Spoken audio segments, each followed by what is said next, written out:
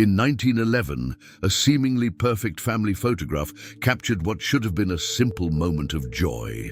But hidden within that image, unseen for decades, was something that would transform an innocent portrait into one of America's most haunting mysteries. Today, we're diving into the story of the Henderson family and the figure in the window that shouldn't exist. If you're enjoying this content, don't forget to leave a like. It really helps the channel grow. The spring of 1911 arrived in Ashford, Connecticut, with unusual warmth. Margaret Henderson stood at her kitchen window, watching the morning sun cast golden light across the freshly planted garden. Tulips lined the stone pathway, their red and yellow blooms nodding gently in the breeze. After 3 years of careful planning and cultivation, the garden had finally become everything she had envisioned. "Thomas," she called toward the study, "the photographer will be here within the hour. Please gather the children." Thomas Henderson lowered his newspaper, adjusting his spectacles. At 42, he had built a respectable life as a merchant in town, and this photograph would serve as a testament to their family's prosperity. In an era where such portraits were expensive luxuries, this moment would be preserved for generations. Their eldest daughter, Caroline, appeared at the top of the stairs wearing her best white dress, the one with delicate lace at the collar. At 16, she carried herself with the poise expected of young women preparing for society. Behind her came 12-year-old Samuel, already tugging at his stiff collar, and little Emma, just 8 years old, clutching her favorite doll. "Must I wear this ridiculous suit?" Samuel complained. "It's scratching my neck terribly." "We endure discomfort for important occasions," Thomas replied firmly. "This photograph will outlive us all. You'll want to be remembered properly." Margaret smoothed her own dress, a deep navy blue that complemented her pale complexion. She had spent the previous evening pressing every garment, ensuring each family member would appear their absolute best. The photographer, Mr. Whitmore, had a reputation for capturing the finest portraits in the county. Families traveled from neighboring towns to sit before his camera. At precisely 10 o'clock, Mr. Whitmore's carriage arrived. He emerged carrying his equipment, a large format camera mounted on a wooden tripod, glass plates carefully wrapped in cloth, and a black hood he would drape over himself during the exposure. His assistant, a thin young man named Peter, struggled with the heavier cases. "Mrs. Henderson," Mr. Whitmore greeted with a slight bow. "Your garden is magnificent. It will provide an excellent backdrop." They spent 20 minutes arranging the composition. Thomas would stand at the center, one hand resting on Margaret's shoulder. Caroline would stand to his right, Samuel to his left, and young Emma would sit on a small stool at the front, creating a pyramidal arrangement that photographers favored. "The light is perfect," Mr. Whitmore announced, disappearing beneath his black hood. "Everyone remain absolutely still. The exposure will take approximately 15 seconds. Do not move, do not blink, do not breathe if you can help it." The family froze in their poses. Emma gripped her doll tighter, forcing herself to remain motionless despite the urge to scratch her nose. Caroline fixed her gaze on a point beyond the camera, as she had been instructed. Samuel tried not to think about the collar digging into his skin. Behind them, the Henderson house stood as a proud testament to their success, a 2-story colonial with white clapboard siding and dark green shutters. 4 windows faced the garden on the ground floor, their glass panes reflecting the surrounding trees and sky. Everything appeared perfect. "Excellent," Mr. Whitmore finally declared, emerging from beneath his hood. "I believe we've captured something truly special." The family relaxed, shoulders dropping, lungs filling with air. Emma immediately jumped from her stool and ran to see the camera up close, fascinated by its mysterious workings. Mr. Whitmore carefully removed the glass plate, sliding it into a protective case. "When will we see the photograph?" Margaret asked eagerly. "I'll develop the plates this week. You should have your prints by Friday," Mr. Whitmore promised. "I suspect this will be among my finest work this season." After the photographer departed, life resumed its normal rhythm. Thomas returned to his merchant business, managing inventory and negotiating with suppliers. Margaret oversaw the household staff, a cook and a housemaid who came 3 days weekly. Caroline practiced piano in the parlor, preparing for her upcoming recital. Samuel returned to his studies, and Emma played in the garden that had become her favorite sanctuary.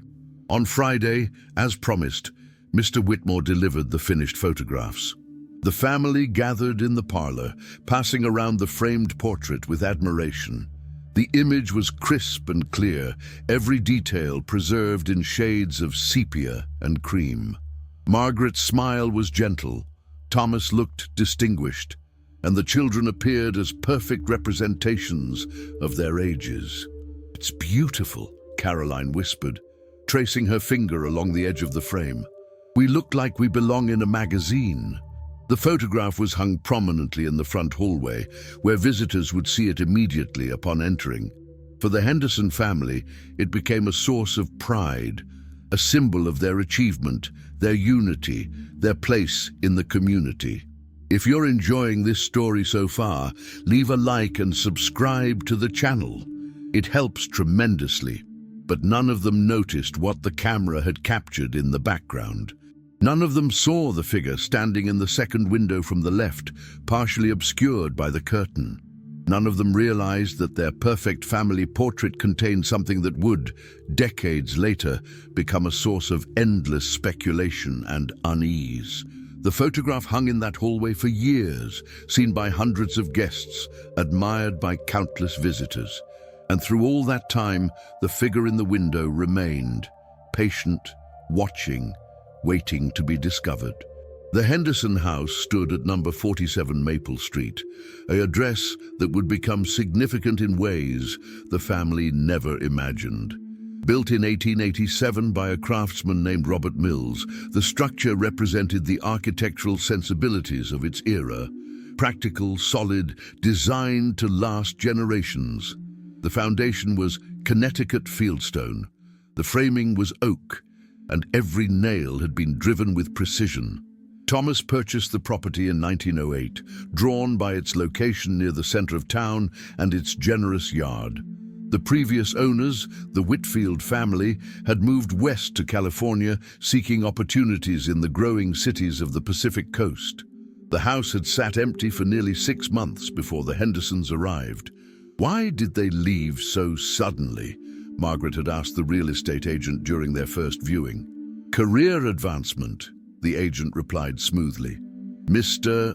Whitfield received an offer too good to refuse. These things happen in modern times. Families must follow opportunity." Margaret walked through the rooms, noting the high ceilings, the generous windows, the woodwork that showed careful craftsmanship. The parlor faced south, ensuring warmth during winter months. The kitchen was spacious with a new gas stove already installed. Upstairs, 4 bedrooms provided ample space for their growing family. "The house has good bones," Thomas declared. "We'll make it our own." And they did. Margaret replaced the heavy drapes with lighter fabrics that allowed more sunlight. Thomas painted the exterior, choosing a crisp white that made the house stand out among its neighbors. They furnished each room thoughtfully, mixing inherited pieces from Margaret's family with newer purchases from shops in Hartford. The house became a gathering place for their social circle. Margaret hosted tea parties on Thursday afternoons, where ladies discussed literature, charity work, and town gossip. Thomas invited business associates for evening cigars and brandy in his study. Caroline practiced piano while her friends sat in the parlor, turning pages and offering encouragement. Samuel organized neighborhood boys for baseball games in the yard. But there were peculiarities that the family learned to accept. Doors that they remembered closing would be found open. Objects would appear in different locations than where they had been left. The temperature in certain rooms fluctuated without explanation. The second-floor hallway remained consistently cold, even during summer months. "Old houses settle," Thomas explained when Margaret mentioned these occurrences. "The wood expands and contracts. It's perfectly natural." Emma, however, developed an aversion to certain areas of the house. She refused to play in the upstairs hallway, claiming it made her feel watched. At night, she insisted on keeping her bedroom door closed and locked, unusual behavior for a child who had never shown fear of the dark. "There's someone in the house," she told her mother one evening as Margaret tucked her into bed. "We're all here, darling. Father, Caroline, Samuel, and me. No one else." "Not someone we know," Emma insisted. "Someone else. Someone who was here before." Margaret dismissed this as childish imagination, but she couldn't shake a faint unease. Sometimes, late at night when the house was quiet, she heard sounds. Soft footsteps on the floor above, the creak of a door hinge, what might have been breathing in the darkness. She never mentioned these experiences to Thomas, who had no patience for superstition. The maid, a young woman named Annie, lasted only 3 months before giving notice. When Margaret pressed her for a reason, Annie hesitated before speaking. "I don't feel alone when I'm cleaning upstairs, ma'am. I feel like someone's always just behind me watching me work. I can't explain it better than that. It's not a comfortable feeling." Margaret hired a replacement, an older woman named Mrs. Patterson, who seemed less sensitive to atmosphere. She cleaned efficiently and never complained, though Margaret noticed she always left before dark and never entered certain rooms unless absolutely necessary. The year 1911 progressed with its mixture of normalcy and strangeness. The family celebrated holidays, attended church services, participated in town events. Caroline began receiving attention from young men, much to Thomas's protective concern. Samuel excelled in his studies, showing particular aptitude for mathematics. Emma remained the family's sunshine, bright, affectionate, though still insistent about her nighttime rituals. Leave a comment below about what you think of this story so far. The garden flourished under Margaret's care, becoming a showcase that neighbors admired and attempted to replicate. She spent hours among the flowers, finding peace in the physical work of tending to living things. The garden felt safe in ways the house sometimes didn't. After the photograph was taken that spring afternoon, life continued its steady rhythm. The portrait hung in the hallway, a frozen moment of perfection that visitors admired. Thomas would pause before it sometimes, studying the image with satisfaction. Margaret would dust the frame weekly, ensuring it remained pristine. None of them looked closely at the windows in the background. None of them noticed the slight irregularity in the second window from the left. The figure remained undetected, captured by the camera's unblinking eye, but invisible to the human observers who passed beneath it daily. The house on Maple Street kept its secrets, as old houses often do. It sheltered the Henderson family, provided them comfort and stability, and silently maintained its mysteries. Years would pass before anyone would look at that photograph with truly seeing eyes. Years before someone would notice what had been hiding in plain sight all along. The figure in the window waited with infinite patience. After all, it had nowhere else to be. 87 years after that spring afternoon in 1911, the Henderson family photograph resided in a cardboard box in the basement of the Connecticut Historical Society. It had arrived there in 1973, part of an estate sale following the death of Emma Henderson, the last surviving member of her immediate family. She had lived to 96, spending her final decades in a nursing home, her mind sharp until the very end. The photograph had hung in various locations throughout Emma's long life. After her parents passed in the 1940s, she inherited the family home and many of its contents. But she never hung the garden portrait in a prominent location. Instead, it spent decades in a closet, wrapped in old newspapers, as if Emma preferred not to see it regularly. In 1998, Dr. Rachel Morrison began working as the Historical Society's new archivist. Fresh from completing her doctorate in American social history, she approached her work with enthusiasm and meticulous attention to detail. Her project was ambitious: digitally preserve and catalogue the Society's extensive photograph collection, making these historical treasures accessible to researchers and the public. Rachel was 32, unmarried, and completely devoted to her work. She found satisfaction in rescuing forgotten images from obscurity, in revealing the faces and places that had shaped Connecticut's past. Each photograph told a story, and she considered herself the interpreter between past and present. The Henderson photograph emerged from storage on a Thursday in October. Rachel handled it carefully, noting the quality of the original print and the excellent condition despite its age. The family looked prosperous, their clothing and bearing suggesting comfortable circumstances. The garden provided a lovely backdrop, suggesting attention to aesthetics and domestic pride. "This is beautiful," Rachel murmured to herself, positioning the photograph under her high-resolution scanner. Absolutely beautiful composition. The scanning process took several minutes, capturing every detail in digital format. Rachel saved the file and began the restoration work, using specialized software to remove scratches, adjust contrast, and enhance details that time had faded. This was her favorite part of the job, watching history come back to life beneath her careful digital touch. She worked methodically, moving from left to right across the image. The family's faces received particular attention. She enhanced their features, making their expressions clearer. Thomas Henderson's mustache became more defined. Margaret's gentle smile grew more apparent. The children's youth and vitality emerged from the aged photograph, like flowers opening to sunlight. Then Rachel moved to the background, working on the house itself. The white clapboard siding appeared bright again. The shutters regained their dark green color, and then she reached the windows. The first three windows reflected trees and sky, their glass panes showing the outdoor world as one would expect. But the fourth window, the second from the left on the ground floor, contained something different. Rachel leaned closer to her monitor, increasing the magnification. What she had initially dismissed as a reflection or shadow resolved into something far more defined. A figure, a person, standing inside the house, positioned slightly back from the window, as if deliberately trying to remain partially concealed by the curtain. Her pulse quickened. She increased the magnification further, sacrificing some clarity for size. The figure became larger, more distinct. It appeared to be a woman, based on the shape and what might be long hair or a dress. The face was turned toward the camera, toward the family posing outside.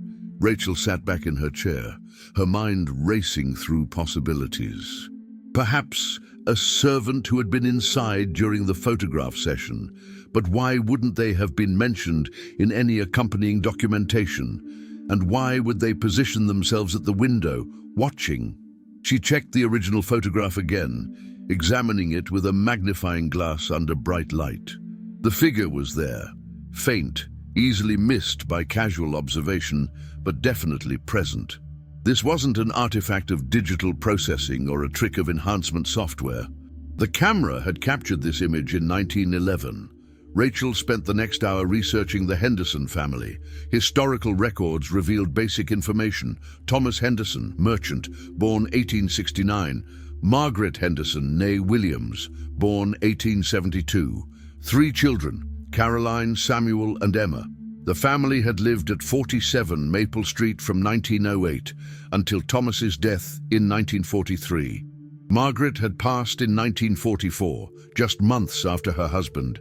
Caroline had married in 1918 and moved to Massachusetts. Samuel had been killed in France during World War I. His body never recovered. Emma had remained in the family home, working as a schoolteacher until her retirement in 1965. But there was no mention of any other household members on that day in 1911. No servants were listed in the census. No relatives were noted as visiting. According to official records, only the 5 Henderson family members resided at that address. So who was in the window? Rachel created a detailed enlargement of the figure, printing it on high-quality paper. She studied it for hours, noting every visible detail. The woman, if it was a woman, wore what appeared to be a light-colored dress or gown. Her posture suggested stillness, as if she had been standing there for some time. Most disturbing was the orientation of her face. directly toward the camera, toward the family, toward the moment being preserved. If you're enjoying this mystery, leave a like and subscribe to stay updated on our investigations. Rachel decided to investigate further. She contacted descendants of families who had lived near the Hendersons in 1911, searching for anyone who might remember stories or details about the house on Maple Street. She examined property records, looking for any unusual incidents or reports associated with the address. What she discovered would only deepen the mystery. Rachel's investigation revealed layers of history that the Henderson family photograph had captured unknowingly. The house at 47 Maple Street had witnessed more than any structure should, and the figure in the window might have been one piece of a much larger puzzle. The property's history began in 1887 when Robert Mills constructed the house for his own family. Mills was a skilled carpenter, known throughout Ashford for his attention to detail and solid craftsmanship. He built the house with his own hands, intending it to be his family's permanent home, a legacy for his children and grandchildren. But that legacy ended abruptly in 1891. Mills's wife, Catherine, died suddenly at age 33. The official cause listed on her death certificate was acute melancholia, a term that encompassed various mental health conditions in that era. Neighbors who Rachel interviewed through their descendants remembered whispered stories. Catherine had become increasingly withdrawn in the months before her death, refusing to leave the house, spending hours staring out the windows. Robert Mills sold the property immediately after his wife's funeral, unable to continue living in a house that held such painful memories. He moved to New York City, leaving no forwarding address. His carpentry tools remained in the basement, abandoned like the life he was fleeing. The house then passed through several owners in quick succession, an unusual pattern that suggested problems Rachel couldn't quite identify. The Whitfield family, who sold to the Hendersons, had lived there only 18 months. Before them, a family named Thornton had stayed less than a year. Each departure was explained by convenient circumstances: job transfers, financial opportunities elsewhere, family obligations in distant cities. Rachel discovered something else. Emma Henderson, the youngest child in the 1911 photograph, had given an interview to a local newspaper in 1967. The article was part of a series on long-time residents sharing their memories of Ashford's past. Most of Emma's recollections were benign, memories of town celebrations, changes in local businesses, notable citizens she had known. But one paragraph stood out. When asked about her childhood home, Emma had said, "That house was never truly empty. Even when we were all out, even when every room was vacant, you could feel someone present. Mother used to joke that we had a friendly ghost, but I don't think she really believed it was friendly. I certainly never did." Rachel also found medical records indicating that Emma had suffered from severe anxiety throughout her adult life, particularly related to enclosed spaces and being watched. She had never married, never traveled far from Ashford, and had expressed relief when circumstances finally forced her to move from the family home in the 1970s. The archivist's investigation led her to interview retired residents who remembered the Henderson family. Mrs. Eleanor Blackwood, 91 years old and sharp as ever, recalled details that hadn't been recorded anywhere else. "My mother was friends with Margaret Henderson," Eleanor explained, sitting in her assisted living apartment surrounded by photographs of her own family's history. "They would have tea together every Thursday. Mother mentioned that Margaret never seemed quite comfortable in that house, though she tried to maintain appearances. She said Margaret would sometimes stop mid-conversation and stare at doorways as if expecting someone to appear." "Did your mother ever experience anything unusual in the house?" Rachel asked. Eleanor paused, her aged hands folding together. "Mother said the house felt crowded. Even when it was just her and Margaret in the parlor, she said you could never quite shake the feeling of being observed. But she chalked it up to the house being old, to imagination, to the sorts of things women convinced themselves of in those days." Another interview subject, Harold Chen, whose grandfather had been Thomas Henderson's business partner, provided additional context. "My grandfather told stories about Thomas, said he was a practical man, not given to flights of fancy. But even Thomas admitted the house had peculiarities, doors that wouldn't stay closed, cold spots that made no sense, sounds that couldn't be explained. He brushed it off publicly, but privately, my grandfather said Thomas had considered moving several times." Rachel compiled all this information, creating a timeline that stretched from the house's construction in 1887 to the present day. The pattern was clear.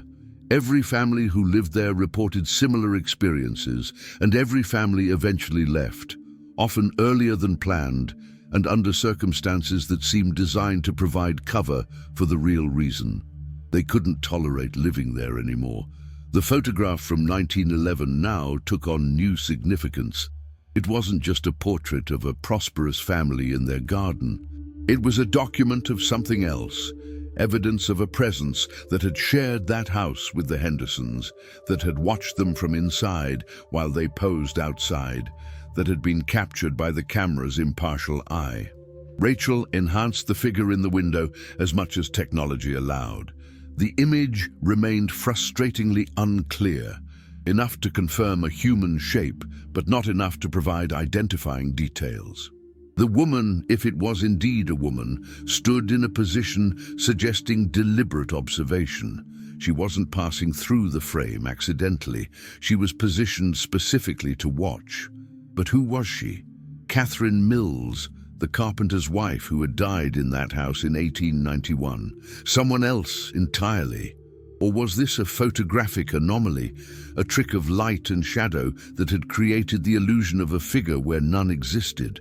Rachel couldn't definitively answer these questions. What she could do was preserve the photograph, document her findings, and present the mystery to a wider audience. In January 1999, she published an article in the Connecticut Historical Society's Quarterly Journal, detailing the photograph and its strange inhabitant. The response was immediate and overwhelming. Rachel Morrison's article about the Henderson family photograph sparked intense interest that extended far beyond Connecticut's historical community. Within weeks, the image appeared in paranormal magazines, skeptical investigator journals, photography analysis websites, and countless online forums dedicated to unexplained phenomena. The photograph became known simply as the Watcher in the Window, and it attracted attention from multiple fields. Paranormal researchers saw it as potential evidence of spiritual presence. Photography experts analyzed it for signs of manipulation or double exposure. Historians examined it within the context of early 20th century life. Psychologists discussed it as an example of pareidolia, the human tendency to perceive meaningful patterns in random visual data. Dr. James Patterson, a photography historian at Yale University, conducted an extensive analysis of the original print. His findings, published in 2000, confirmed what Rachel had already documented. The figure was present in the original 1911 photograph, not added through later manipulation or digital enhancement. The image showed characteristics consistent with legitimate period photography: the grain structure, the tonal values, the exposure characteristics all matched what would be expected from glass plate photography of that era. "This is not a hoax created in 1998, Patterson wrote in his conclusion. Whatever this image represents, it was captured by Mr. Whitmore's camera in 1911. Whether it represents an actual person, an optical phenomenon, or something else entirely remains an open question." Skeptics offered various explanations. Some suggested the figure was a servant or household member who happened to be inside during the photograph session and who simply hadn't been mentioned in family records. Others proposed it was a reflection, perhaps of trees or another object that created the illusion of a human form. A few suggested it might be an artifact of the development process, something that appeared during the chemical processing of the glass plate. But each explanation faced challenges. The detailed enhancement showed features too specific to be simple reflections or chemical artifacts. The figure's positioning suggested awareness of the camera, an orientation toward the lens that wouldn't occur with random phenomena. And if it was a servant or household member, why would no documentation exist? Why would the family never mention this person? Rachel continued her research, now with substantial public interest supporting her work. She located more photographs from Ashford in 1911, hoping to find other images of the Henderson house that might provide context or comparison. She found 3 additional photographs that included the property, 1 from a town celebration, 2 from different family collections. None of these other images showed any figure in the windows. The house appeared empty, its windows reflecting only the outdoor environment. Whatever the camera had captured during that spring portrait session seemed to be specific to that moment, that particular alignment of circumstances. The house itself underwent significant changes after the Hendersons. It was sold in 1974, shortly after Emma's departure to the nursing home. The new owners, a young couple named Peterson, renovated extensively, replacing windows, updating the interior, removing walls to create more open spaces. They lived there for 12 years without reporting any unusual experiences. In 1986, the Petersons sold to a family who stayed only 3 years. Then came a series of owners, each remaining brief periods. By 2005, the house had been converted into offices for a small insurance company. The employees worked normal business hours and locked the building each evening. No one lived there anymore. No one spent nights in those rooms. Rachel visited the location in 2010, nearly a century after the photograph was taken. The structure had been altered significantly. New siding, different windows, an addition on the rear. The garden where the Henderson family had posed was now a parking lot. The maple trees that had given the street its name were long gone, replaced by ornamental pears that provided spring blossoms but little shade. Standing on that spot, looking at what the house had become, Rachel felt the weight of all the years and all the unanswered questions. The figure in the window remained as mysterious as ever. Despite all the analysis, all the investigation, all the theories, no one could definitively explain what Mr. Whitmore's camera had captured that day. She had interviewed dozens of people, examined hundreds of documents, and studied the photograph under every type of analysis available. The conclusion she reached was both frustrating and fascinating. Some mysteries resist solution. Some questions don't have answers that satisfy our need for closure and certainty. The photograph continued to circulate on the internet, shared across social media platforms, featured in documentary programs about unexplained photographs, included in books about historical mysteries. Each new generation discovered it, brought fresh eyes and new theories, and ultimately joined the long line of people who could observe but not explain. Emma Henderson died in 2005 at age 102, taking with her any personal insights she might have had about the photograph or the house where she grew up. In her final years, when asked about the image that had become somewhat famous, she would only smile and say, "Some houses remember things. Some houses never let go of their past." Undoubtedly, the photograph hangs now in the Connecticut Historical Society's permanent exhibition, properly preserved behind museum-grade glass, with Rachel's research notes displayed alongside it. Visitors pause before it regularly, leaning close, studying the figure in the window, forming their own theories about what they're seeing. If you enjoyed this story, leave a comment below with your thoughts. What do you think the figure in the window represents? And if you're not subscribed yet, please subscribe and turn on notifications so you don't miss our next videos exploring history's most intriguing mysteries.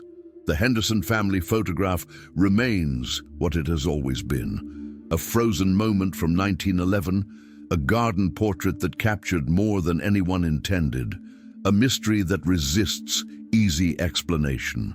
The figure in the window watches still, preserved forever in that eternal moment, neither confirming nor denying the theories that swirl around it. Some questions, perhaps, are more valuable unanswered.